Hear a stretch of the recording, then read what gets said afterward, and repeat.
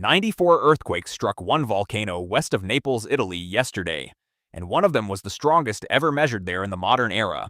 A magnitude 4.7, 3 kilometers under the town of Pozzuoli, cracked walls, dropped a building facade onto parked cars, and sent thousands of people into the streets for the night. 2.4 million people live within 20 kilometers of the epicenter. By the end of this report, you'll understand why records at this volcano are supposed to be physically impossible to break and why they keep breaking anyway. At 7:46 yesterday evening, the ground on the western edge of Naples, Italy, snapped harder than it has at any point in the modern instrumental era. A magnitude 4.7 earthquake ruptured inside the Campi Flegrei caldera at a depth of just 3 kilometers, under 2 miles, with its epicenter in the sector near the Solfatara crater, barely 5 kilometers from the center of Pozzuoli and 9 kilometers from downtown Naples. Italy's National Institute of Geophysics and Volcanology, the INGV, located the event within minutes. Then something happened that longtime watchers of this volcano say they had essentially never seen. The magnitude was revised upward from a smaller preliminary value to a final 4.7, confirmed by the Vesuvius Observatory Operations Room about half an hour after the shaking stopped. That number is the whole story, and here is why. Campi Flegrei's previous instrumental records were 2 magnitude 4.6 events in 2025. Before that, the benchmark was the 1982 to 1984 crisis, which peaked around magnitude 4. Yesterday evening's earthquake beat all of them. By the framing Italian scientists themselves are using, this was the strongest earthquake felt in the Campania region in roughly 40 years of continuous monitoring. And in the longer view, the strongest seismic event at this caldera since its last actual eruption, Monte Nuovo in 1538. A volcano that has not erupted in nearly 5 centuries just produced the hardest jolt anyone has ever measured there. The location makes it worse. This was not out at sea, and it was not under some empty ridge. The rupture sat directly beneath the most closely watched square kilometers of volcanic ground in Europe, the same sector around Solfatara and Pisciarelli that volcanologists have repeatedly identified as the most likely site of any future eruption. The system did not choose a quiet corner to break its record. It broke it dead center. The town built on top of it felt every bit of the shaking. The shaking emptied buildings across Pozzuoli, Bacoli, and the western districts of Naples within seconds. It was a hot summer Friday evening. People were home, and thousands of them ended up in the streets, many staying out through the night rather than sleeping under masonry they no longer trust. 4 people were injured, all treated and released. Fire crews spent the evening on calls for falling plaster, cracked walls, and in Pozzuoli, a section of building facade that broke loose and dropped onto parked cars below. Video from the area shows boulders and rubble-crushing vehicles and footage of a hillside collapsing. Churches in the older residential blocks took the worst of the visible damage, which is exactly the pattern engineers feared. This part of Italy is stacked with tough block and masonry construction, some of it centuries old and much of it already fatigued by 3 years of repeated shaking. The infrastructure impact spread wider than the damage. Power went out across several neighborhoods on the western side of Naples: Bacoli, Fuorigrada, Soccovo, and Pianura, and on the island of Procida offshore. The Cumaina and Circumflegrei commuter rail lines, which run through and around the volcanic zone, were suspended so engineers could inspect the tracks, and local metro service stopped with them. Italy's Civil Protection Department opened a crisis desk within hours, and the Civil Protection Minister personally confirmed the injury count while inspection teams began working through homes and churches. One more detail stood out to seismologists. The earthquake was felt across the entire city of Naples and well beyond it, reportedly as far as the province of Caserta, more than 30 kilometers from the epicenter. Residents who have lived through every event of the past 3 years describe the motion as sharper and longer than the magnitude 4.6 earthquakes of last year. The instruments agree with them, and it gets worse. The record was not one isolated jolt. The magnitude 4.7 did not arrive alone. Tallies compiled from the INGV's public monitoring lists put the day's total at roughly 94 earthquakes at the caldera, one of the most seismically active single days of the entire unrest. The morning opened with small events, including a magnitude 1.7. Then, with very little escalation to warn anyone, the 4.7 ruptured at 7:46 in the evening. Within minutes came a 1.7, then a 1.4, then a 1.0, and the sequence kept going overnight. At least 10 aftershocks in the first hours, the strongest around magnitude 2.6, with more than 40 events on the INGV's aerial list by late evening. The depths of those aftershocks deserve attention. Several of them occurred at less than 1 kilometer below the surface, shallower than the record event itself. Earthquakes that shallow hit the ground above them like a hammer strike. Sharp, loud, and violent for their size, even when the magnitude looks trivial on paper. For the people of Pozzuoli, every one of those small events landed as a bang and a shudder through buildings that had just been stress-tested by the strongest earthquake in the caldera's recorded history. There is a pattern in that sequence worth naming. This was not a main shock with a tidy, decaying aftershock tail of the kind textbooks draw for tectonic faults. It was a swarm, a burst of activity organized around the big event, jumping between small patches of crust, exactly what an inflating volcanic system produces when the rock above it is cracking in many places at once. The distinction matters because swarm behavior is the signature of the process, driving all of this. And that process has a name Italians have known for 2,000 years. The exposure numbers around this volcano have no parallel in Europe. The INGV's own municipality table for yesterday's earthquake counts roughly 2.4 million people living within 20 kilometers of the epicenter. Pozzuoli, with more than 81,000 residents, sits 5 kilometers away. The city of Naples proper, nearly 1 million people, begins 9 kilometers away. Quarto, Boccoli, Monte di Procida, Giugliano. Town after town stacks up inside the first dozen kilometers, and all of it stands on or beside an active caldera. Italian emergency planning divides the area into zones.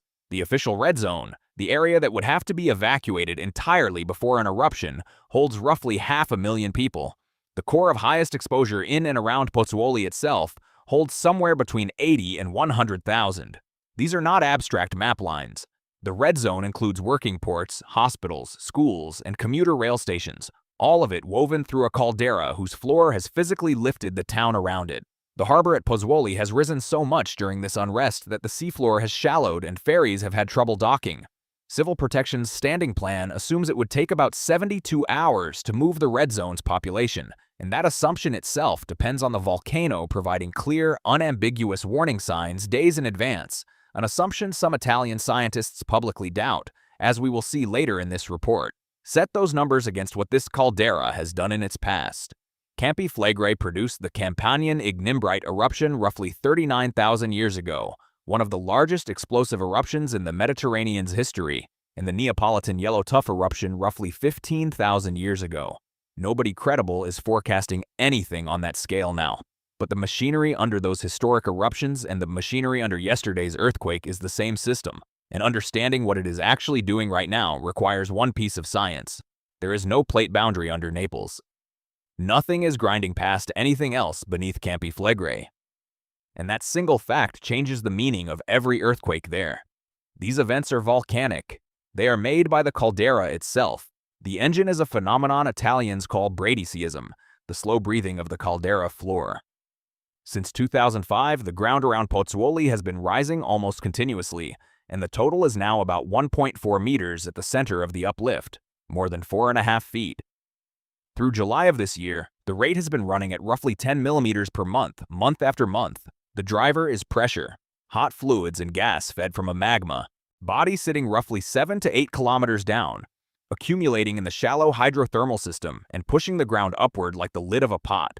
The INGV's rapid moment tensor analysis of yesterday's event tells the same story. The faulting was extensional, the crust being pulled apart as the caldera inflates, computed at just 2 kilometers depth. That is not the mechanics of colliding plates. That is the mechanics of a stretching lid. As the ground inflates, the shallow crust stretches, and when the stretch exceeds the rock strength, it cracks. Every crack is an earthquake. That is why virtually every earthquake at Campi Flegrei, including yesterday's record, is shallower than about 3 kilometers. And it means each significant earthquake here is best understood not as a random jolt, but as a strength test, a measurement of how much load the rock over this volcano can carry before it breaks. Which raises the obvious question, what exactly is being tested? Between the surface of Pozzuoli and the hot interior of the volcano sits a layer scientists call the cap rock, a brittle lid of old welded volcanic rock only about 2 to 3 kilometers thick. Below it, the rock is too hot to snap. It bends and flows instead of breaking. That thin, brittle layer is the only part of the system that can make earthquakes at all, and it is also the seal that keeps the pressurized hydrothermal system, and ultimately the magmatic system beneath it, contained. The thinness of that lid has a consequence most people find surprising. It caps the maximum possible earthquake. The size of an earthquake is set by the area of the fault patch that ruptures, and you can only fit a limited fault inside a brittle layer 2 to 3 kilometers thick. Records at Campi Flegrei are supposed to be hard to break. The physics itself enforces a ceiling. And that is precisely why yesterday matters so much. The ceiling has now been raised 4 times in under 3 years. 4.2, 4.4, 4.6, and now 4.7. When a system with a built-in maximum keeps exceeding its own maximum, the system is telling you that something underneath it is changing. The published science makes that reading harder to dismiss. Research produced during this unrest, including laboratory work on the caldera's own rock led by the volcanologist Christopher Kilburn and colleagues, concludes that 4 decades of stretching and heating have progressively weakened the crust above the system, leaving it with roughly a third of the strength it had in the early 1980s. Weaker rock carrying more stress, breaking in bigger patches closer to the surface. Every part of that sentence moves in the wrong direction, and every additional record is another data point confirming the trend. So what does one more record actually mean? Scientists watching the system see 2 defensible readings of yesterday's earthquake. And the unsettling part is what they have in common. The first reading is the less alarming one. Decades of uplift have compacted and locked sections of the shallow crust, so stress now accumulates across larger patches before letting go. In this view, the caldera is getting stiffer in places, storing more elastic energy per rupture. And when it finally fails, it fails bigger. The earthquakes grow not because the danger is growing, but because the rock releases its load in larger, less frequent installments. That version fits a caldera that is aging through a long unrest without necessarily approaching an eruption. The second reading is simpler and less comfortable. The driving pressure from below is still increasing, and the system keeps finding new ceilings because the push keeps getting stronger. Same source, same mechanism, larger and larger releases. A trend line that is not bent in 20 years and shows no sign of bending. Now, the data available today cannot cleanly separate those 2 readings, and honest scientists say so. But notice what both readings share. Under either interpretation, the ground shaking gets worse before it gets better, because neither the uplift nor the seismic energy release is decelerating, and shallow earthquakes punish buildings far beyond their magnitude. A magnitude 4.7 at 3 kilometers depth delivers far more violence to the structures directly above it than a much larger earthquake 40 or 50 kilometers down ever could. Magnitude is logarithmic.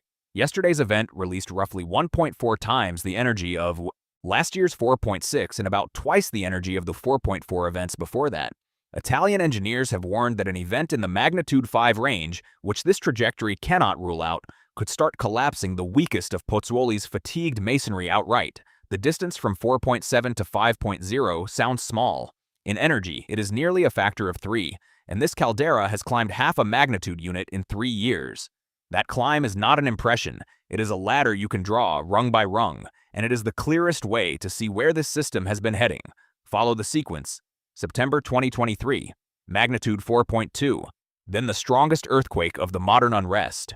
May 2024, 4.4, instantly labeled the strongest in 40 years. March 2025, 4.4 again. June 30th, 2025, 4.6, a new record, and then a second 4.6 later the same year. May of this year, another 4.4, and yesterday evening, 4.7, 4 record-setting or record-tying earthquakes in under 3 years, each one striking the same few square kilometers of caldera floor. Each one landing on buildings already cracked by the one before. Yesterday's record is not an isolated event. It is the newest and highest rung on a ladder this volcano has been climbing steadily since 2023. The historical comparison sharpens it further. The last great Bradycism crisis from 1982 to 1984 lifted the ground about 1.8 meters and terrified the region. The Italian state ultimately moved roughly 40,000 people out of Pozzuoli's old center, and parts of the town stood semi-abandoned for years. That crisis, for all its fear, topped out around magnitude 4. The current unrest has now exceeded the worst seismic moment of the 1980s by half a magnitude unit. On crust, the published research says is only about a third as strong as it was then.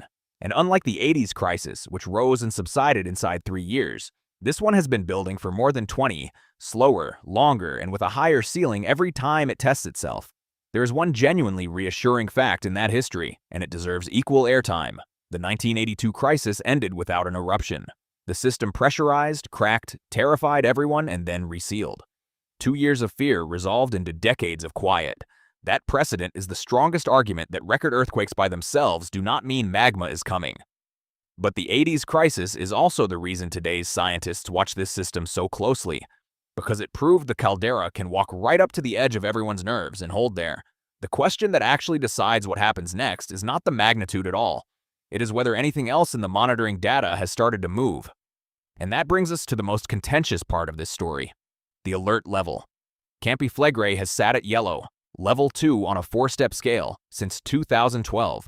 It was yellow when the 4.2 struck in 2023, yellow through the 4.4 of 2024, yellow through both 4.6s of 2025.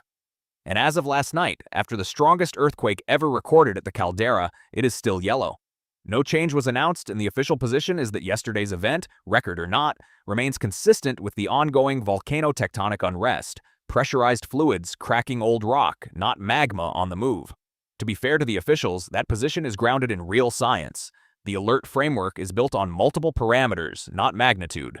The depth distribution of earthquakes, the uplift rate, and the chemistry of the gas pouring out of the Solfatara and Pisciarelli fumaroles. The signals that would genuinely indicate escalation are specific. Earthquakes migrating downward as if tracking rising magma, harmonic tremor, uplift accelerating well past the roughly 10 millimeters per month it is held, or a step change in the magmatic fraction of the fumarole gases. As of last night, none of those thresholds had been reported crossed. On the framework's own terms, yellow is defensible, but a growing group of Italian scientists argues the framework itself is the problem, and they have gotten louder with every record. Their case runs like this. The alert system is calibrated to detect magmatic escalation, but the two hazards most likely to hurt people in the near term have no formal trigger anywhere in it. The first is exactly what happened last night. Repeated shallow shaking progressively demolishing a fragile building stock, 4 injuries at a time.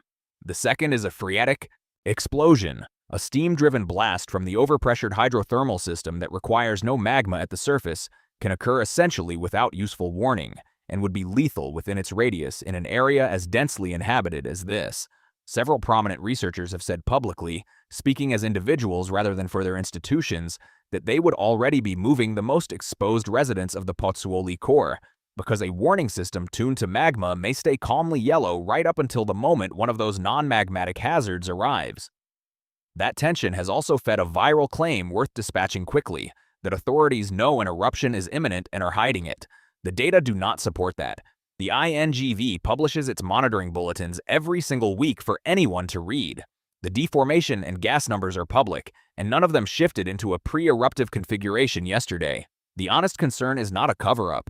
It is a gap between what the alert level measures and what the residents of Pozzuoli are physically living through. And a record earthquake with the alert unchanged is the sharpest illustration of that gap yet. The next days and weeks have a clear watch list, and it starts underfoot. Watch the aftershock sequence. If the swarm around yesterday's event decays over the coming days, this record will settle into the same uneasy pattern as the last 4. If instead the caldera produces another event in the mid-4 range or higher within a short window, that would mark a further acceleration of the latter, and pressure on the authorities to reconsider the alert level would become severe. Watch the depths too. Earthquakes staying shallow within the top 3 kilometers is the hydrothermal pattern. Hypocenters stepping downward would be a different and far more serious signal. Beyond the seismology, 3 numbers will tell the story. The uplift rate, currently about 10 millimeters per month, is the master variable. Sustained acceleration would change every calculation, because every study of this system agrees the pressure driving the uplift and the earthquakes are one and the same. The fumarole chemistry at Solfatara and Pisciarelli, published in the INGV's weekly bulletins, is the volcano's blood test. A rising magmatic fraction in those gases is among the earliest reliable warnings this system can give. And the building inspections now underway across Pozzuoli and western Naples will determine how many structures enter the next earthquake already compromised. Because on the current trend, there will be a next one. The record set last night will stand until the volcano breaks it. And nothing in 20 years of data suggests it has stopped trying. The strongest earthquake in Campi Flegrei's instrumental history is now also the clearest measurement yet of a system still loading, and the honest summary is the one the scientists themselves keep repeating. This ends with the shaking getting worse before it gets better. We will be tracking the aftershocks, the uplift, and the alert level debate as they develop, and when this caldera moves again, you will hear about it here.